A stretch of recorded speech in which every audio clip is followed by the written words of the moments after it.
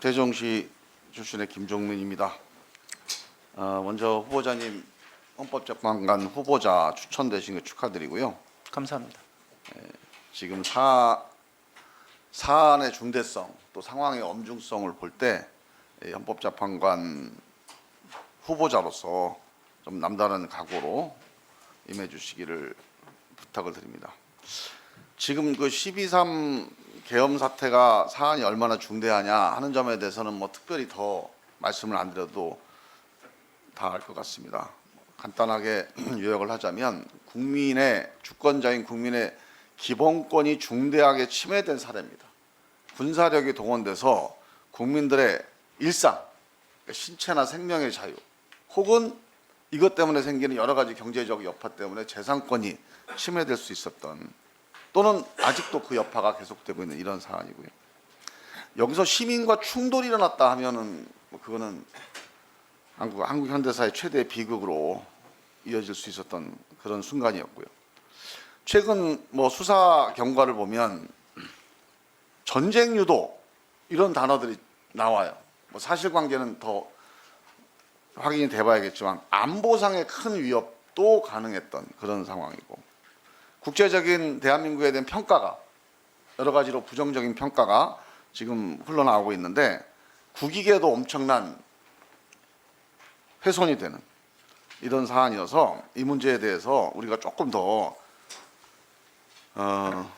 심각한 그런 인식을 가지고 바라봐야 된다. 그래서 국회가 이제 탄핵 소추를 했습니다. 이 사안의 심각성을 반영했다고 보는데요.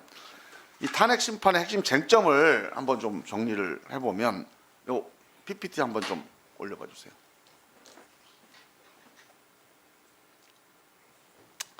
탄핵을 보면 중대한 위헌 위법 이게 탄핵의 핵심 요건이잖아요. 네. 탄핵 결정이 되려면 위헌 위법이 있어야 되는데 그 위헌 위법 중에서도 중대성이 필요하다. 그래서 우리가 요건과 절차의 위배가 있다는 여러 가지 얘기들이 나와요. 지금 우리 확인도 돼 있고. 근데 이 점에 대해서는 피소추인 측에서 중대성에 해당이 안 된다 이렇게 반박할 여지가 좀 있어 보여요. 뭐 이게 논란이 될 겁니다 아마. 그런데 내란죄 혐의가 만약에 확정된다, 또 내란죄가 확인된다 하면 중대성 문제에 대해서 더 이상 이건 재론의 여지가 없는 거 아니겠습니까?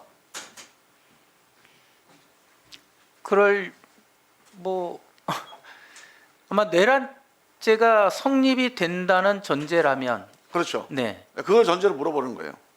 자, 그래서 저는 이번 탄핵 심판의 핵심 쟁점은 내란죄 여부라고 봐요. 내란죄이냐 여부인데 내란죄 구성 요건을 보면 국헌문란 목적과 폭동 이 두 가지가 주로 많이 거론이 됩니다. 맞습니까? 네, 맞습니다. 자, 이 두 가지가 이걸 가지고 논쟁을 앞으로 해나갈 거라고 보여지는데 자, 이 논쟁을 가지고 현재 있는 사건을 논쟁하는 거는 앞으로 이제 수사 과정이나 그러니까 형사 소송이나 아니면 탄핵 심판 심리 과정에서 다툴 문제인데 우리가 이거 관련해서 참고할 만한 사건이 97년 4월 달에 대법원 판례입니다. 대법원 판례에 내란죄가 확정된 판례가 있죠. 네. 이게 12.12와 5.18입니다. 이 대법원 판례를 보면 두 가지예요. 국헌문란 목적을 뭘로 봤냐면 대통령과 국무위원에 대한 강압을 국헌문란 목적으로 봤어요. 이게 해당이 되죠? 이게 대법원 판례예요, 이거는. 네, 대법원 판례에 네. 이렇게 되어 있습니다. 그다음에 두 번째로 폭행이나 협박, 공포심 조장까지를 넓은 의미의 폭동으로 해석을 했습니다. 네, 최광의로 해석을 예, 하고 있는 이것도 것 맞죠? 같습니다. 네. 자, 그러면 이 대법원 판례를 가지고 12월 3일 계엄 이 사건을 한번 미리 보면 제가 여러 번 강조하지만 이게 내란죄일 수밖에 없는 가장 결정적인 증거가 포고령 1호입니다. 국회활동 금지, 헌법기관의 무력화. 이 첫 번째 헌법기관의 무력화가 국헌문란의 목적에 해당되는 빼박 증거예요. 대통령과 국무위원을 헌법기관이라고 해서 이 대통령 국무위원 강압을 국헌문란으로 본 거잖아요. 12.12하고 5.18에서. 예, 대법원에서 그렇게 봤습니다. 그런데 우리 헌법 기관 중에 대통령 국무위원 앞에 나오는 게 어디입니까? 국회예요. 헌법 기관 중에 기관입니다. 그런데 이 국회를 무력화시키려고 했다. 이거는 국헌문란을 피해갈 수가 없습니다. 자, 이거의 연장선상에서 국회의원을 체포 시도를 했다든가 아니면 강제로 침입했다든가 뭐 강제 침입의 의도를 갖고 서로 다투려고 하는데 하여간 이 포고령 1호에 국회 활동을 금지시켜 놓고 강제 침입을 하고 또 체포 시도를 하고 봉쇄를 하고 이거 이상 국헌문란을 입증할 만한 사실관계가 어디가 있습니까? 봉쇄 위협 공포심 조장 이거는 우리 12.12나 5.18에서 대법원 판례에서 결정했던 넓은 의미의 폭동에 해당된다. 저는 이렇게 봅니다. 제 판단에 대한 혹시 의견 있으세요? 그거는 아직 수사 중인 사건이어서 제가 네. 말씀드리기가 적절치 않습니다. 그러니까 수사 중인 사건은 사실관계를 더 알아야 된다는 거죠. 네. 지금 나와 있는 사실관계를 가지고 얘기하는 거예요. 추가 사실관계는 뭐 그 다음에 얘기해요. 지금 나와 있는 거 봉쇄했죠. 그다음에 공포심 아니 가서 유리창 깨고 들어가는데 공포심이 조장돼야 안 돼요. 이 사실관계 이거 다 아시잖아요, 이거는. 네, 언론 보도를 통해서 네. 알고 있습니다. 그러니까 이 문제를 놓고 볼 때 국헌문란 행위에 해당된다 안 된다 어떻게 보십니까? 국헌문란의 목적이라는 부분이 지금 말씀하신 행위만으로 성립이 될지 여부는 아 제가 아까 추가적인- 말씀드렸죠. 포고령 1호가 뭡니까?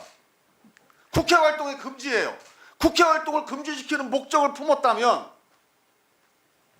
국헌문란의 목적이 있어요 없어요? 국헌문란의 네, 목적은 2분 더 드리겠습니다. 그 법률의 규정상은 헌법기관의 기능을 상실시키는 행위 자체로 규정되어 있는 것은 맞습니다. 그런데 그러한 행위가 실질적으로 어떻게 이루어진지 여부는 지금 수사 중인 사건이어서 제가 정확한 후보자님. 사실관계를 알겠습니다. 후보자님. 네, 그러니까 수사가 필요한 사안은 사실관계에 관한 거고요. 네, 포고령 1호는 이거 국가 문서로 발표가 된 겁니다. 이 사실관계를 특정할 이유가 없어요. 다 이미 특정돼 있는 거잖아요. 예, 그 포고령 1호라는 것도 증거로서 수사나 재판에 쓰여질 가능성이 있는 내용인 것은 그게 맞습니다. 증거가 된다면 증거로 채택이 된다면 이거는 국회 활동을 금지한다. 이 포고령 1호는 국헌문란 목적에 해당됩니까 안 됩니까? 증거가 된다면. 증거가 된다면 불리한 증거가 될 가능성은 있습니다. 1분 더 드릴게요. 아니 그렇게 답변하지 마시고 그냥 국헌문란 목적에 해당돼요 이거는. 뭐 불리한 증거를 떠나서 이 증거를 가지고 탄핵을 하느냐 여부 그 중대성에 대한 판단은 또 다른 이제 그 판관의 재량이겠지만 기본적으로 국헌문란 목적에 해당되느냐 여부에서는 이거 가지고 무슨 논란의 여지가 어디가 있습니까? 이게요 이 중대성이 제가 이제 이게 시간이 없으니까 보충질에 더 설명을 한번 질문을 드리겠는데 지금 이번 이 12.3 계엄 사태는 지난 97년 대법원 내란죄에 대한 판례에 비추어 볼 때 내란죄를 피해갈 길이 없다 저는 이렇게 봅니다. 그리고 이 점에 대해서 형사소송이 진행되지 않더라도 대법원 판례는 기본적으로 기판력이라는 게 있잖아요. 그래서 이거는 기본적으로 이 판례를 헌법재판소가 인용해서 형사소송의 결과에 준해서 적용할 수가 있는 거죠. 하나의 기준이 되는 건 맞습니다. 네. 그래서 헌법재판을 빨리 진행할 수 있는 근거가 97년 대법원 판례다. 이 점을 다시 한번 상기시켰습니다. 동의하시죠? 예, 기준으로서 쓰여질 가능성이 높습니다. 네, 김종민 의원님 수고하셨습니다. 후보자님, 지금 헌법재판소의 구성과 관련돼서 논란이 큽니다. 이 점에 대해서 제가 갖고 있는 인식을 좀 말씀을 드리면 지금 이제 권한대행이 헌법재판관 3명을 임명하느냐 안 하느냐를 가지고 당연히 헌법재판관을 임명해야 된다라고 하는 의견인데 여기에 대한 여야 합의가 필요하다 이런 취지로 뭔가 지연 가능성이 지금 비춰지고 있어요.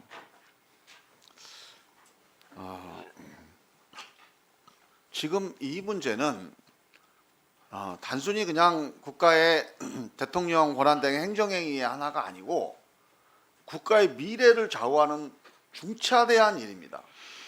지금 대한민국 헌법기관 중에 제일 중요한 헌법기관이 어디라고 보십니까? 원래 헌법적 의미의 중요성을 뭐 따로 논하는 게 아니라 지금 이 시점에서 제일 중요한 헌법기관이 어디 같아요? 지금 현 상황에서는 헌법재판소가 될 거라고 생각을 합니다. 지금 대한민국의 향방을 결정하는데 제일 중요한 역할과 기능을 하는 데가 헌법재판소입니다. 그런데 이 헌법재판소가 원래 9명으로 되어 있고 7명 이상이 심리가 가능한 게 헌법재판소의 법이죠. 네. 당연히 이 중대 결정을 해야 되는데 국민의 기본권과 국가의 미래와 앞으로 국정의 향방을 결정하는 중요한 결정을 해야 되는데 이 법의 요건에 맞는 그런 구성으로 판단을 해야 맞습니까? 아니면 그냥 대충 있는 6명으로 해야 맞습니까? 그거는 헌법재판소 결정의 정당성에 비춰보더라도 적절치 않다고 생각을 합니다. 9명의 완전체로 정당한 구성으로 해야 이 정통성이 인정되는 거 아니겠습니까? 여기서 대통령의 탄핵 여부를 또 결정을 해야 되고 그렇잖아요. 네. 이 수많은 헌법적 결정을 해야 되니까 그런 점에서 우리의 헌정 기능을 유지시키고 헌정 기능을 온전하게 유지시키는데 이 헌법재판관 임명 문제가 직접적으로 연루가 되어 있어요. 그런데 이거를 자꾸 지연을 시키거나 다른 논리를 들이대는 거는 헌법기관을 무력화하는 거예요. 그렇지 않습니까? 만약에 9명이 안 돼서 6명이다. 그러면 끊임없이 대한민국이 이게 당이냐 부당이냐를 가지고 계속 논란을 벌여야 되는 국가적 혼란 상태로 접어드는 건데 이거 헌법기관이 무력화되는 거 아니에요? 헌법기관의 무력화는 이게 만약에 12.3 계엄 이게 내란죄에 해당되고 이 내란죄의 연장선상에서 이런 일이 벌어진다. 이거 내란죄로 다스려야 될 사안이에요. 이거는.